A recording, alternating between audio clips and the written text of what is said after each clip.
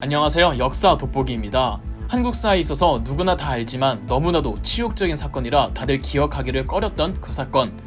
그러나 부끄러운 역사도 반드시 마주해야 하는 용기로 이번 영상을 준비했습니다. 병자호란의 마지막 47일 남한산성 수성전, 그리고 삼전도의 구료까지 낱낱이 설명해드리겠습니다.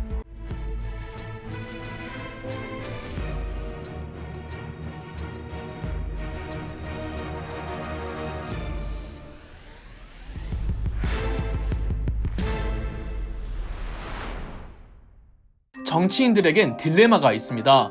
전 정권을 부정하고 들어선 정부는 본인이 붕괴시킨 그 정권에서 이어지던 모든 정책들을 폐기시켜야 본인들의 정권의 명분과 정당성이 생깁니다. 그런데 그렇게 하자고 하니 일부 정책들은 이전 정권의 정책이 더 현실성이 맞음에도 그것까지 부정해야 한다는 겁니다. 인조 정권이 딱 그랬죠. 광해군은 여진족의 침입을 예견해서 어떻게든 여진족들과 화친을 맺고 교류를 하려고 했습니다. 당시로선 그게 최선은 아니지만 차악이었거든요. 그런데 광해군 정부를 부정한 인조 정권은 차악조차도 못한 최악을 선택했고 결국 1636년 12월에 병자호란이 터졌습니다. 인조는 왕자들과 비빈들을 먼저 강화도로 보내고 본인도 강화도로 들어가려고 했던 찰나 용골대가 이끄는 만주족 병사들이 너무 빨리 서울까지 내려와 미처 강화도로 가지 못하고 세자와 조정 대신들과 함께 남한산성으로 들어갔습니다. 그마저도 영화 남한산성에서 이병헌이 연기했던 최명길이 적진을 찾아가 강화조약을 듣고 온다는 명분으로 시간을 끌어주어서 인조와 조정 대신들이 무사히 남한산성으로 갈 수 있었던 겁니다. 인조가 14일에 남한산성으로 들어오는데 15일에 적진에서 시간을 끌고 있던 최명길이 돌아와서 만주족 저들이 요구하는 강화 조건은 세자를 인질로 보내라는 것이었습니다. 차마 세자를 보낼 수는 없다는 여론하에 인조는 16일 왕의 동생을 대신 받아달라고 보내는데 이 실제 동생은 아니었고 그냥 왕실 종친 누구 중에서 아무나 왕의 동생이라고 속이고 보낸 겁니다.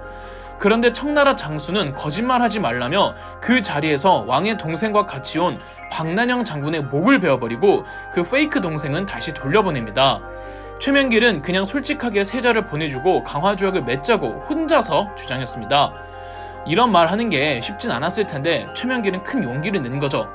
다른 조정 신하들은 개거품을 물고 반대했고 결정적으로 예조판서 김상원이 강력하게 화의의 부당함을 인조에게 아뢰었습니다.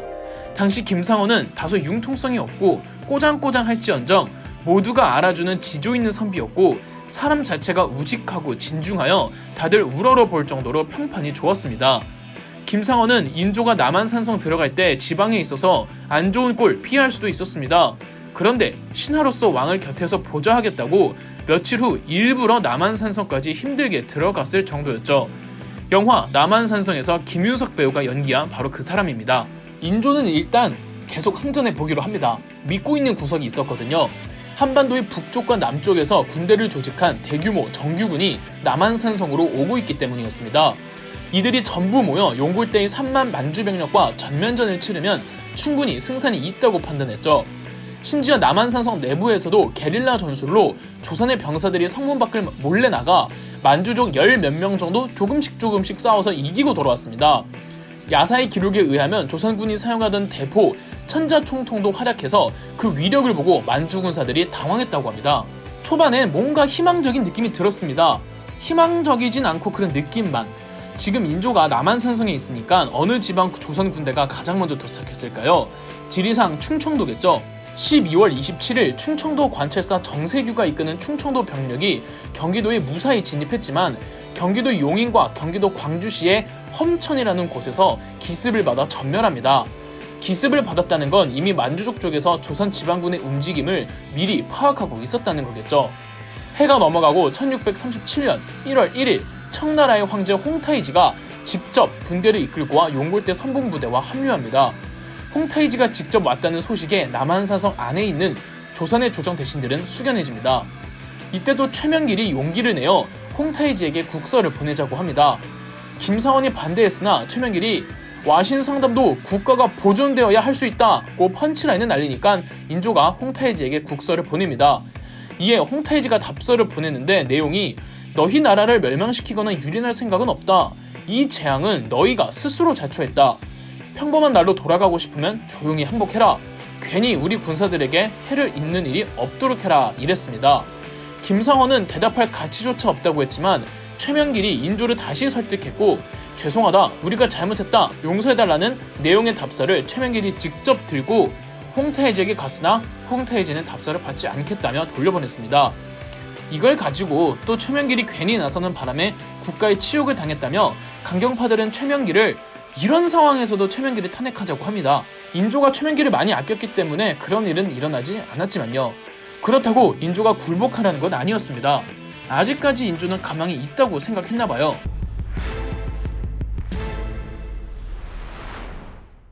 (1월 5일과 6일) 사이에는 6,000명의 전라도 병력이 경기도 용인에 있는 광교산에서 싸워 승리하고 심지어 적장을 사살하기까지 하는 전과를 올렸습니다. 그리고 당시 육군 총장이었던 김자점 장군도 경기도 양평에서 평안도, 함경도, 황해도, 강원도 병력을 모으고 있었습니다. 이러니까 막 인조도 활활 불타올라서 화치는 없다며 싸울 의지를 강력하게 보였으나 경상도 병력 8,000명이 경기도 광주의 쌍령이라는 곳에서 대패배를 해버려 남한산성까지 못 가게 된 겁니다. 더불어 광교산에서 승리를 한 전라도 병력도 이 부대 간의 연락망이 체계적으로 잡혀있지 않아 의사소통 장애로 더 이상 진군을 하지 않고 수원으로 도리어 후퇴를 했습니다. 그리고 양평에서 대군을 끌어모으고 있던 김자점도 군대만 집결시키고 정작 아무런 군사적 행동을 취하지 않았습니다. 강원도 병력도 하남시 검단산에서 선전을 하더니 결국 청나라 기습을 받아 유리한 고지를 빼앗기고 있었습니다. 누가 봐도 전세가 불리한 상황에서 최명길은 홍태해지에게 화친 국서를 보내자며 편지를 써오자 김상헌은 그 자리에서 그걸 찢어버리는 등 남한산성 내부나 외부나 상황이 격해지고 있었습니다.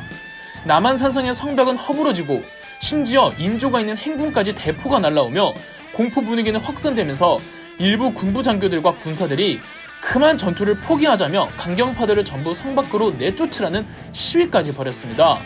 군인들조차도 이럴 정도면 정말 상황이 심각했던 거죠.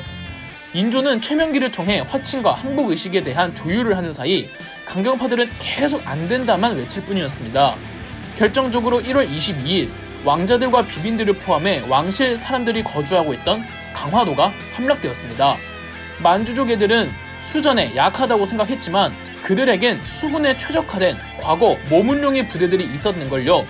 이 강화도성을 지키던 장수와 지휘관들은 화약에 불을 붙여 폭사했고 강화도 행궁에 있던 인조의 둘째 아들 복림대군이 항복을 하면서 청나라 장수들이 이 왕실 사람들을 데리고 강화도를 나왔습니다. 즉 인질이 되어버린 거죠. 이제 강경파들은 반대를 할 수가 없게 된 겁니다. 1월 27일 인조는 항복하겠다는 문서를 보냈고 1월 29일 항복 의식을 위한 준비가 끝났다는 청나라 측 편지가 전달되자 1월 30일 인조는 남한산성을 나옵니다. 청나라 진영이 삼전도라는 곳에 있었는데 거기에 단을 설치하고 그 가장 꼭대기에 홍태해지가 앉아 있었습니다.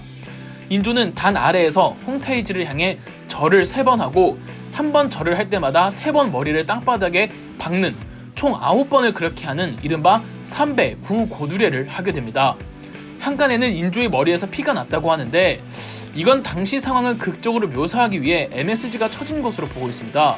왜냐하면 삼배 구고두례는 인조만 한 게 아니라 그냥 평범한 유목민족끼리의 풍습이었어요. 홍태해지가 다른 유목부족 통합할 때 부족장들 다 그렇게 했다는 거죠.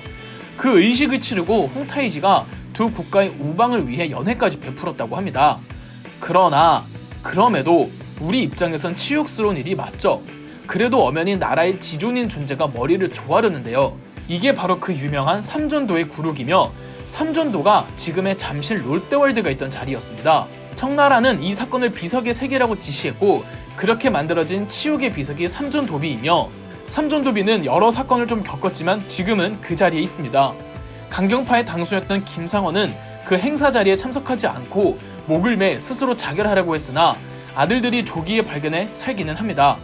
김자점은 임금을 구하러 오지 않았다고 유배를 가게 되죠.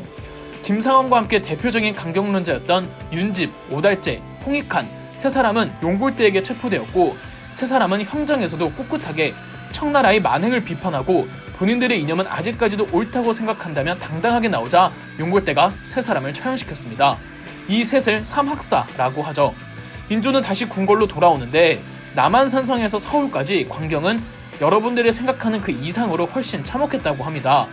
우리나라 백성들이 언급하기도 껄끄러울 정도의 참상을 겪는 걸 바로 눈앞에 보면서도 한 나라의 임금인 인조와 조정 신하들은 아무 말도 못했다고 합니다.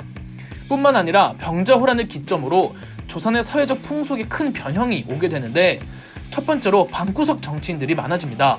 이제 다들 현실 정치의 환멸을 느끼고 정계에 대비하지 않은 채 그냥 집에서 사람들 불러다가 입만 터는 키보드 워리어들이 많아지죠. 둘째, 포로 문제들입니다. 포로들이 몰래 도망쳐 나와 조선으로 무사히 와도 걸리면 조선 정부는 다시 송환시켜야 했습니다. 포로들을 데리고 오려면 사와야 했는데 그 가격이 점차 높아져서 데려오기가 곤란했고, 특히 조선으로 돌아온 아녀자들의 경우 온갖 차별의 시선을 받으며 파혼당하기 일쑤였고 과부들이 많아졌습니다. 그런데 유교 사회에선 이 과부에 대한 시선이 또 곱지 않잖아요. 이런 아녀자들의 처우 문제가 조정에서 논의될 정도로 심각했었다고 합니다. 영상 초반에도 말씀드렸듯 정묘호란은 몰라도 병자호란은 일어나지 않아도 되는 전쟁이었습니다.